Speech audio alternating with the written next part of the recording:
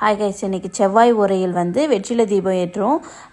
Morning 6 to 7 5 விதமான பொருள் வச்சு பால், தயிர், பன்னீர், சந்தனம், விபூதி இந்த 5 பொருளையும் வச்சு வேலுக்கு அபிஷேகம் பண்ணி முடிச்சுட்டு அப்புறமா வெற்றிலையை நல்லா வாஷ் பண்ணிவிட்டு மஞ்சள் குங்குமம் வச்சு அது காம்பு கிள்ளி எல்லாமே விளக்கேற்றுறதுக்கு ரெடி பண்ணி வச்சாச்சு. அதுக்கப்புறம் நெய் தீபம் தான் ஏற்றணும்னு சொல்லியிருந்தாங்க. நெய் தீபத்துக்கு நெய்யை ரெடி பண்ணி வச்சுட்டு வெற்றிலை எல்லாமே அரேஞ்ச் பண்ணிட்டு நெய் தீபத்தையும் வச்சு நல்லபடி விளக்கேற்றியாச்சு.